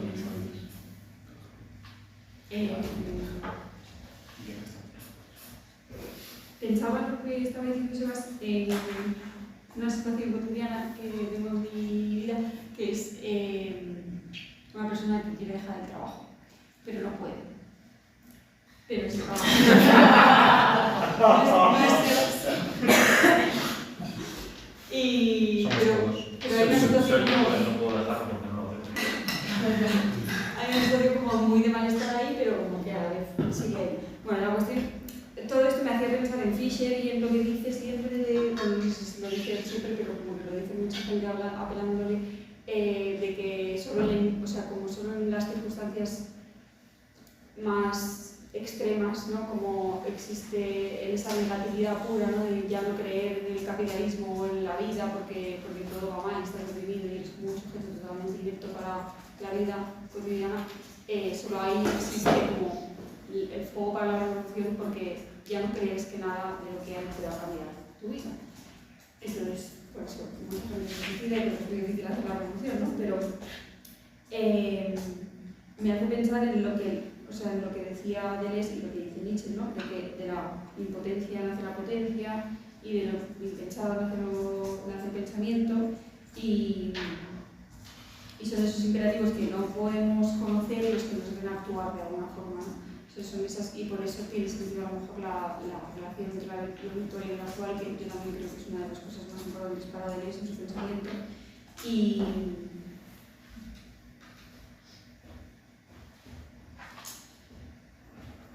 bueno, y tiene que ver con todo lo que hemos dicho en las otras sesiones del capítulo 4, que los problemas siempre se nos escapan, ¿no? Como que no se pueden conocer, pero sí que se pueden sentir.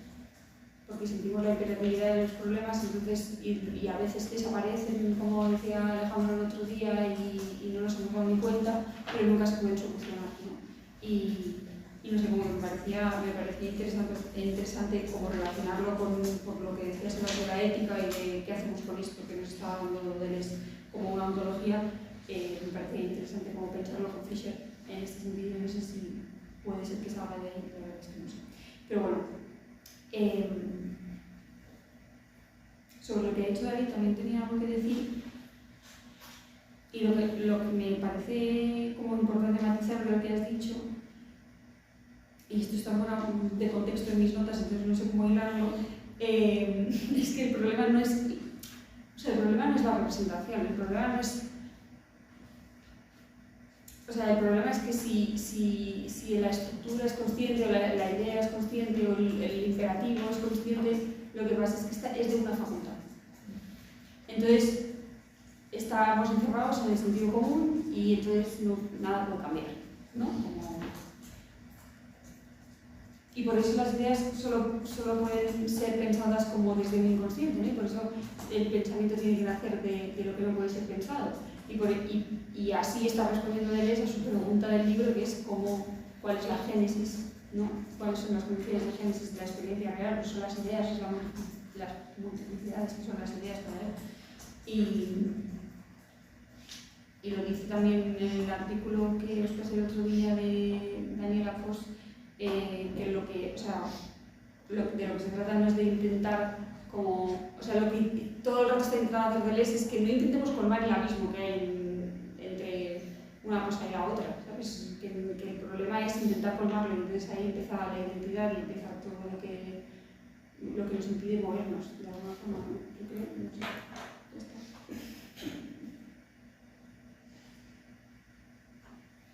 está. Alexis. No. Alejandro Mardones de la Fuente. Perdón, ¿puedo? Sí, ¿Por la claro. reducción de qué?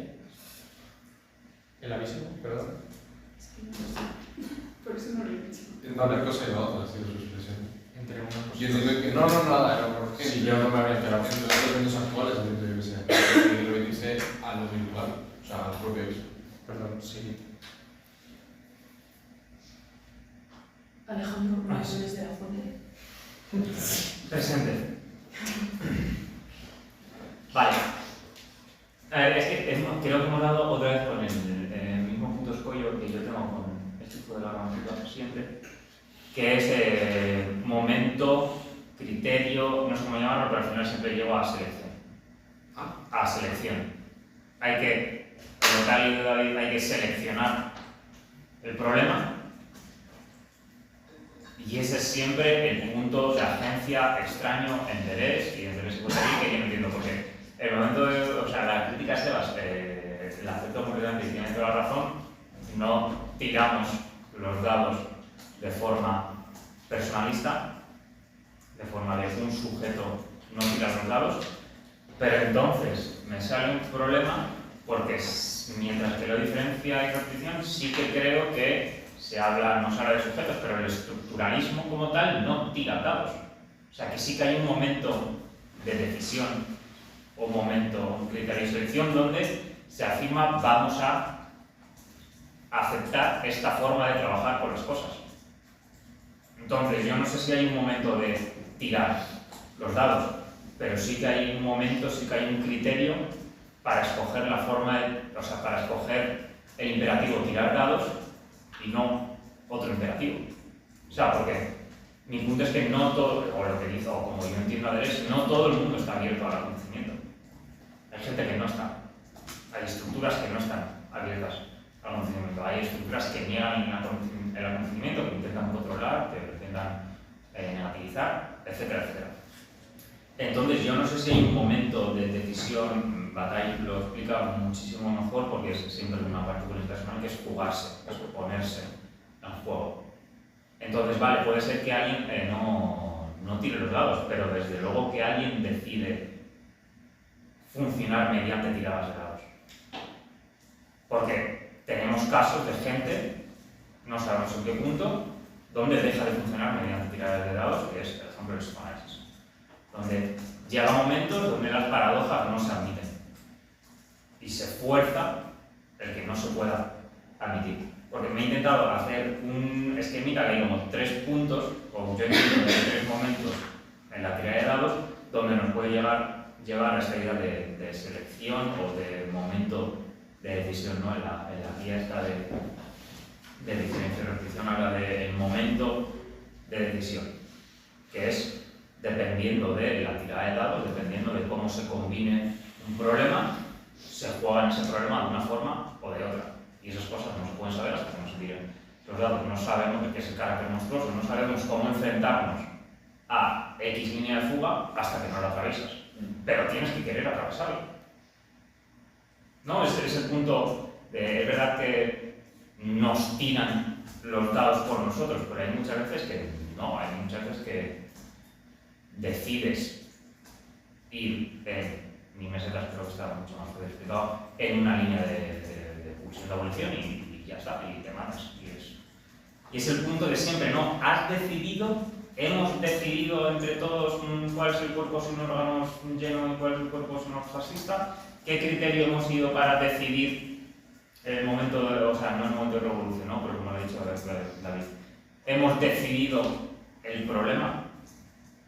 Ese punto, no sé si se decide, pero es un resultado de la tirada de dados y de una tirada que tiene que tirar alguien, porque no es un principio ontológico, es un imperativo que nos damos y que hay gente que no coge. Entonces, mi punto es que es verdad que yo no tiro los dados, pero hay un imperativo, ¿no? Que es la estancia problemática, localizado en el cielo azar o en el afuera, lo que queramos, que eso es la tirada, ¿no? Estamos jugando dentro de una tirada. Luego ese imperativo, esa estancia problemática, la tirada, apunta siempre más allá de sí mismo, intenta salir de su situación de estancia problemática y más allá de sí misma a través de una pregunta, que sería el dado, según lo que pone Pérez, ¿no? Y el problema al que nos enfrentamos, que no resolvemos, es la combinación resultante de esas 6 caras que, si lo pones a trabajar mediante probabilidad, ya te estás cargando el azar, ¿no? Pero una vez que tiras los dados, te enfrentas a una problemática y eso es un momento de decisión. Hay que decidir el momento en el que un cuerpo sin árboles nos gusta o no nos gusta. Que es tan fácil como eso es. ¿Nos gusta este fascista o no nos gusta? Entonces, por eso creo que yo no tiro los dados, pero sí que hay un momento de decisión. Hay un criterio de decisión.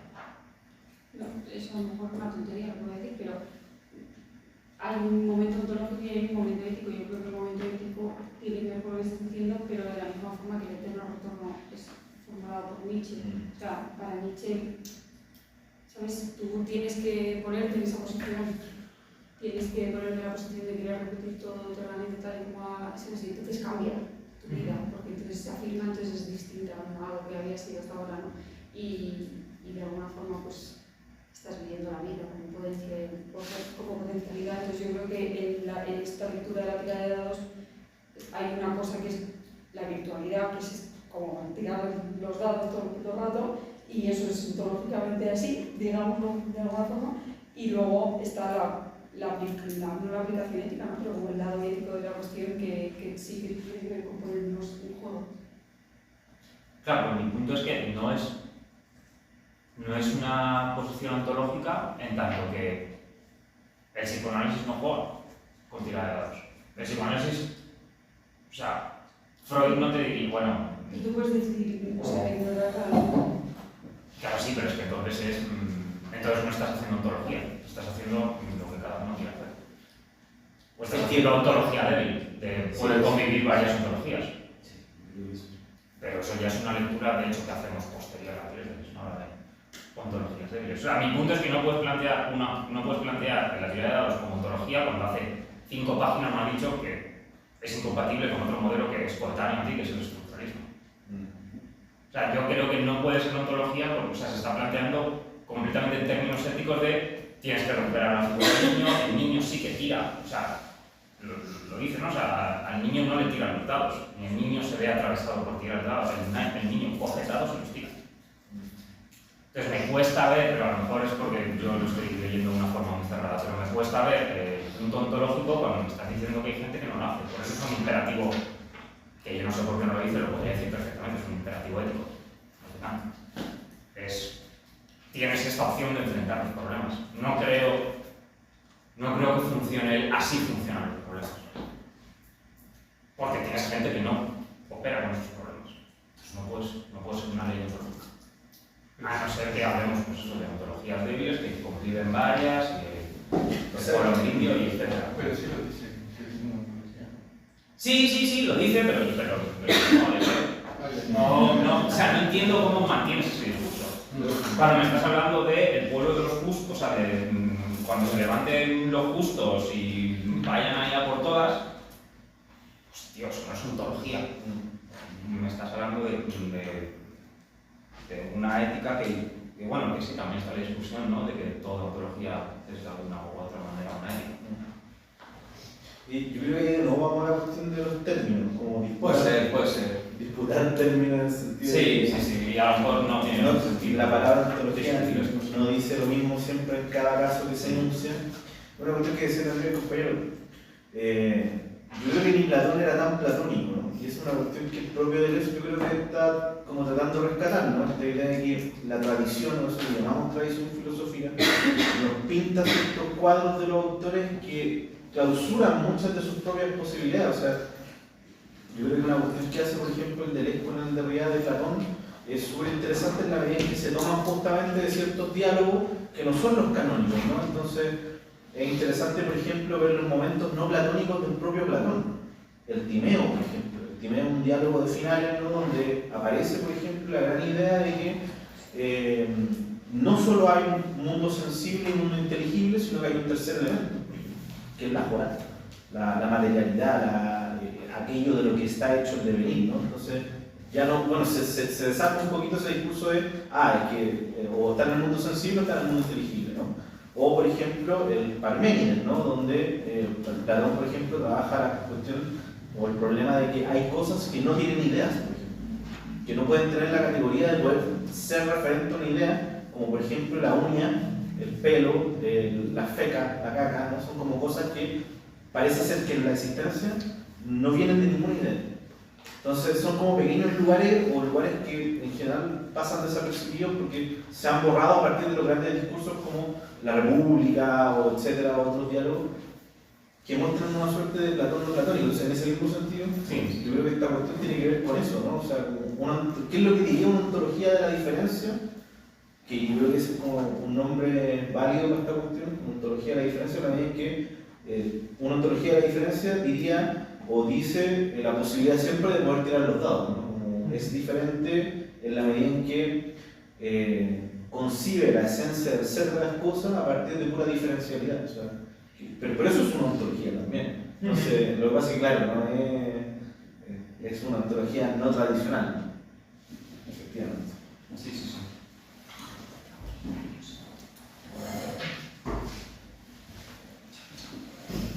Había una mano por ahí levantada. Y tengo apuntado Fer, Luis Jaime, David, si alguien más quiere apuntarse. Yo iba a comentar lo que ha dicho antes Sebas, que me ha parecido muy bonito. ¿Qué hacemos con ese imperativo que nos atraviesa que no proviene del yo? Yo creo que después David ha comentado que todo esto remite al acontecimiento y que es que ahí es el punto en el que la ontología de Deleuze es una ética, en el punto del acontecimiento, porque aquí está puesto en amarillo lo de qué son esos imperativos de fuego, esas preguntas que son comienzos del mundo. Eso está apuntando a mí en el hombro. Es un manto muy bonito de ética. Hay que hablar de luego.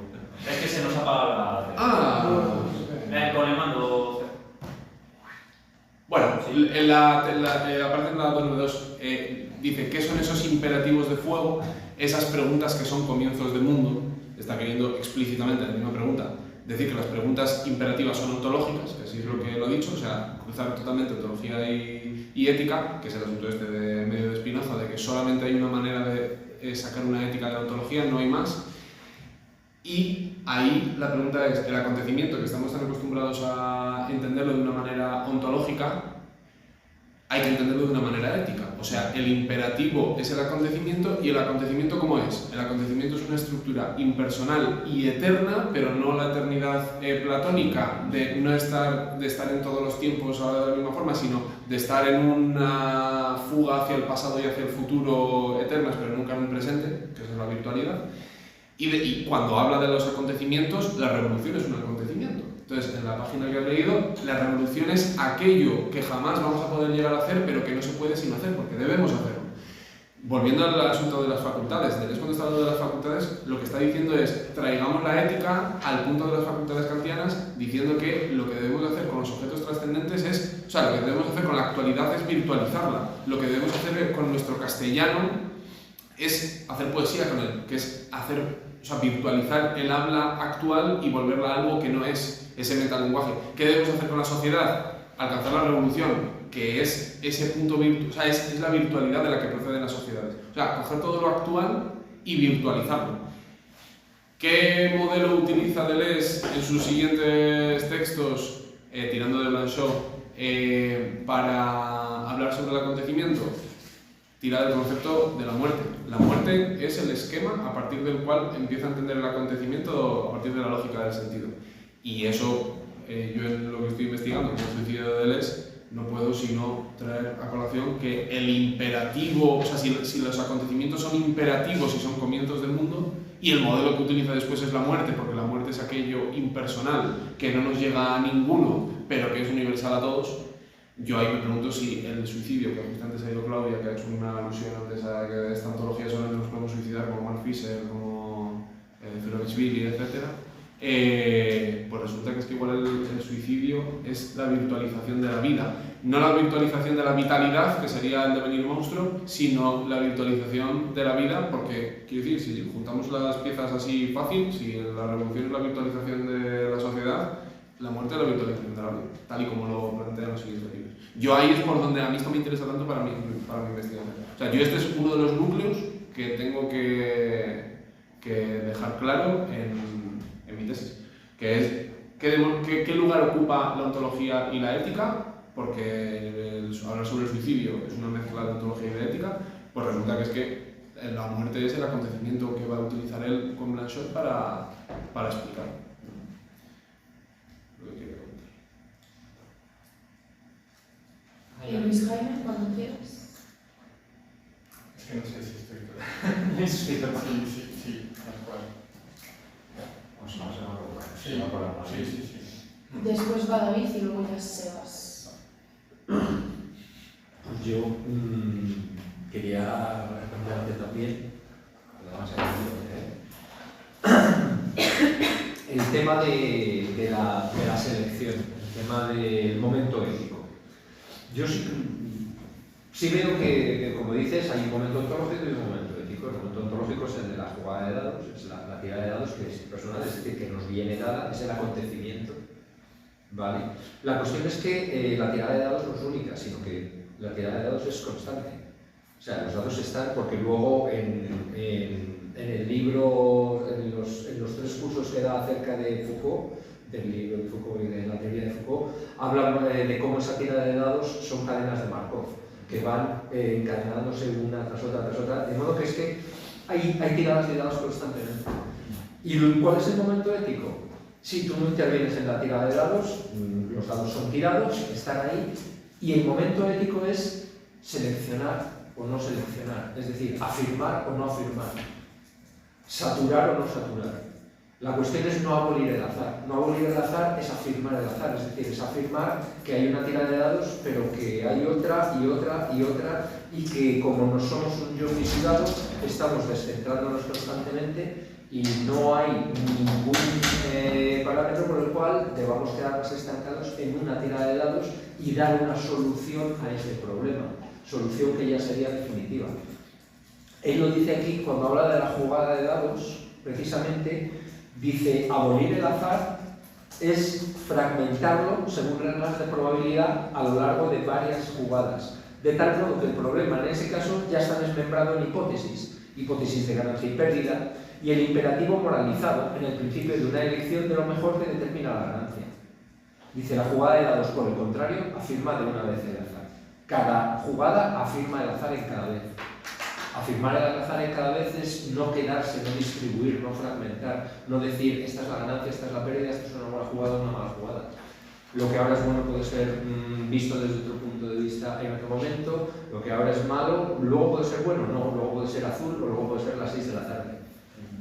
Ese es el descentramiento. El descentramiento no es cambiar la distribución dentro de los mismos parámetros, sino es descentrar, es decir, cambiar los parámetros completamente.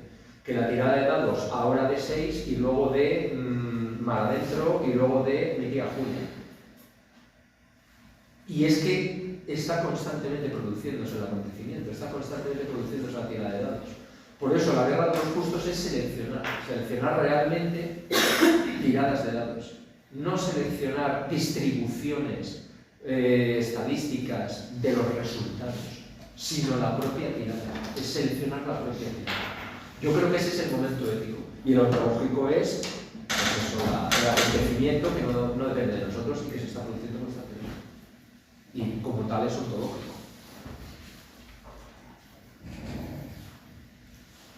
Yo también por alusiones además. Es el problema que hay en Deleuze, que hay en Spinoza, que hay en Nietzsche, que hay en Epicuro, en los estoicos y en prácticamente cualquier filósofo medianamente materialista.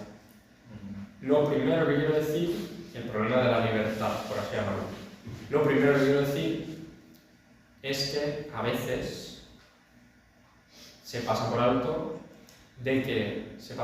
que el problema de la libertad es tan problemático para los materialistas, por llamarlos así como una etiqueta omniabarcante y reduccionista, como para los idealistas. Se soluciona el problema diciendo no hay un yo que elige. ¿Qué significa eso? Y ahí entra la famosa paradoja de Schopenhauer de has decidido esto porque querías esto. Pero has decidido que querías esto, y has decidido que querías esto, y has decidido que querías esto. Entonces eso primero que todo, no es tan sencillo, tampoco para los idealistas, por así llamarlos, el problema de la libertad. Y aquí es donde, por una parte, esto es una de las cosas que quiero decir, aquí es donde está el tema de la paradoja. Ahí hay una paradoja. Y Deleuze, pues, supongo que nos invitaría a afirmarla y no tratar de resolverla. ¿Me deja eso satisfecho? No. Yo también me cago en este soberano de la grandísima puta cada vez que la cosa se pone medianamente ética y resurge este problema de que, bueno, pero ¿yo qué hago? ¿Yo puedo decidir o yo tengo nada que hacer? Eso es lo que por un lado quería decir. Por otro lado, quería decir que algo se nos dice sobre esto, más que en este libro, en la lógica del sentido, y lo que se nos dice es una cosa que tampoco me deja satisfecho, ¿no? Pero básicamente habla de el resentimiento, por un lado, y la resignación como forma, al fin y al cabo, otra forma de resentimiento, y la contraefectuación. ¿Qué es el resentimiento? Primero de todo, entender que Deleuze nos está hablando aquí de cosas muy fuertes. Y el acontecimiento es que te toca la lotería, el acontecimiento es encontrar el amor de tu vida, y el acontecimiento es que se muera tu madre, que te pegue un tiro, que tengas una enfermedad crónica chunguísima. Todo eso es acontecimientos. Dos cosas puedes hacer con eso. Ahí ya está el problema. ¿Qué significa que puedas tú hacer con eso? Que no lo sé. Pero bueno, lo único que se nos dice es dos cosas que puedes hacer con eso.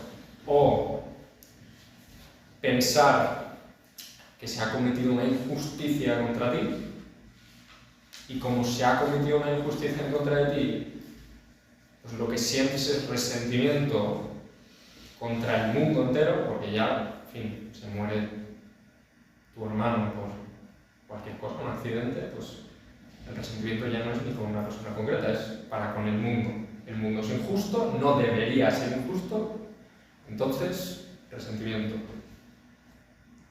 El problema está en ese no debería ser así. Y Deleuze nos pone en esta situación muy complicada, que es la de afirmar el acontecimiento. Joder, se ha muerto tu madre. Afírmalo. A ver cómo lo haces. Que no es ni siquiera acéptalo, porque insisto, la resignación es en el fondo otra forma de resentimiento. Y todo esto lo digo también para no plantear absolutamente ninguna solución, porque qué carajo quiere decir contraefectuación, yo todavía no lo entiendo, todavía no lo sé. Y el problema sigue siendo el mismo, y es el mismo problema que con Spinoza. ¿Es Spinoza determinista? Hay cierta libertad de pensamiento, pero no de voluntad en Spinoza, como dicen algunos. Es una cuestión irresuelta y probablemente irresoluble, pero insisto, igual de irresuelta creo que está para los idealistas que van por ahí diciendo viva la libertad, carajo, o libertad o comunismo, como si la libertad fuese una cosa tan sencilla como, no, yo he decidido, y luego resulta que has decidido lo mismo que otros 3 millones de madrileños. Qué curioso. Bueno. Una respuesta rápida. Vuelve a tirar el dado, que se te muera tu mujer. Y luego vuelve a tirar el dado y que se te muera tu hija. Y luego vuelve a tirar el dado y te pegas un tiro. Y ya hemos visto cómo no resignarse ni cómo negarlo. Se me ocurre. No soy como otra Espectacular. No, pero es verdad porque yo también estoy. O sea, estoy. Ay, perdón, Me apunto yo. Vale, pues luego. Tengo algo que decir por primera vez. Te apunto, espera. Perdón, Por eso perdón. voy a apuntarte.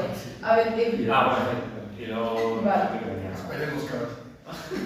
No queda mucho tiempo, así que voy a intentar ser brevísima. Me he metido las 44 páginas por el culo hoy, entonces no sé hasta qué punto lo he entendido, pero en todo lo que se está hablando respecto al tema de la ética que plantea Deleuze en este capítulo, como que se está asociando de alguna manera u otra la ética con el poder de decisión, con la libertad de decisión.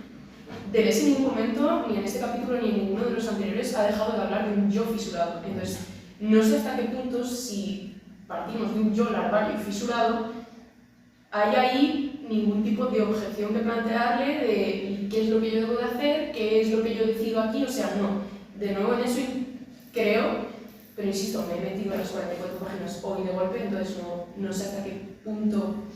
O sea, no estoy afirmando, estoy más bien planteando una duda que me surge. No sé hasta qué punto merece la pena reflexionar acerca de qué decisión tomamos nosotros en cada caso respecto de los dados, respecto del acontecimiento, respecto de lo que me conviene, lo que no me conviene. O sea, hay una frase en la que creo que lo deja bastante claro en la página 320, que dice: la diferencia y la repetición en lo virtual fundan el movimiento de la actualización, de la diferenciación como creación. Es decir, uno, que en ningún momento la creación depende de ti, ni de un sujeto ni de nadie, depende de la diferencia y de la repetición.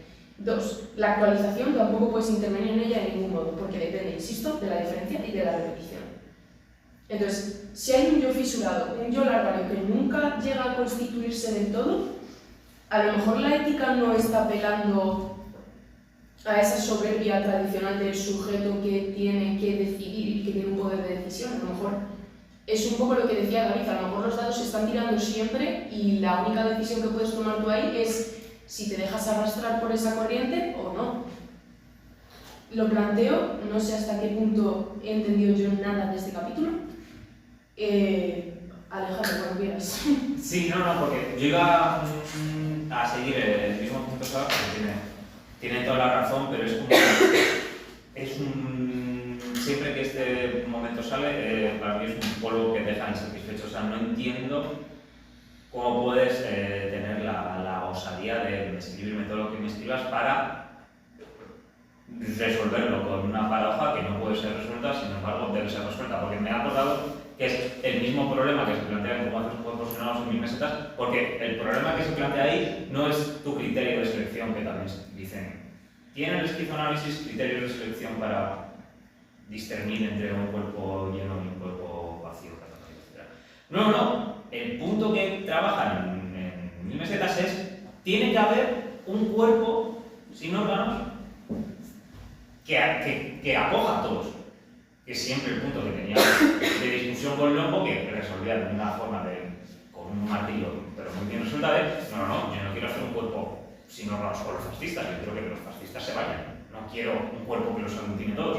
Que es el mismo punto que dicen aquí en la tira de dados, porque no sé si estoy del todo de acuerdo con los últimos puntos de David de Ainhoa de ¿me quedo con algunas tiradas o no? ¿Me dejo arrastrar por algunas tiradas o no? Porque dicen, se dirá que al asignar a ese punto el origen imperativo de las ideas, no hacemos sin invocar lo arbitrario. La simple arbitrariedad de un juego de niños, el niño Dios. Perdón, Alejandro, ¿puedo hacer una pequeña matización? A lo mejor no me he explicado bien, pero yo en ningún momento he querido dar a entender que tú eliges. Bueno, o te arrastra esa ola leguizada, o no te arrastra. o no te arrastra. Y eso es, depende Pero de eso no lo decides tú. Eso depende de la diferencia y la repetición. De hecho, rescato otra cita de las que he apuntado que dice: la actualización se cumple según 3 series, página 391, por cierto, en el espacio y en el tiempo, pero también en una conciencia. Yo lo que quiero entender de esta frase y de todo lo que viene a continuación de esta frase es que la conciencia, nosotros, somos el seno de esa actualización, en tanto que materia. Pero no hay ninguna capacidad de decisión ahí, o sea, simplemente estás apelado por X flujos que te llevan o no te llevan, te arrastran o no te arrastran. Pero tú no lo decides, o sea, yo no digo voy a coger esta línea de fuga hasta el final.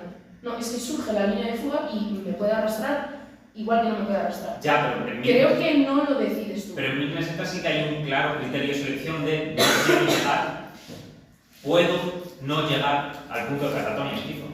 Que eso es lo que no se ve en el Antídico. En el Antídico dicen desterritorializa a muerte. Y en 1060 dicen no, hazlo con prudencia. Y con prudencia es un criterio de selección. Es decidir si llego hasta aquí o no llego. Es decidir si dejo pasar estos flujos a este. Lo digo porque mi mayor problema es si se lo afirma lo suficiente la tira de dados, el jugador ya no puede perder.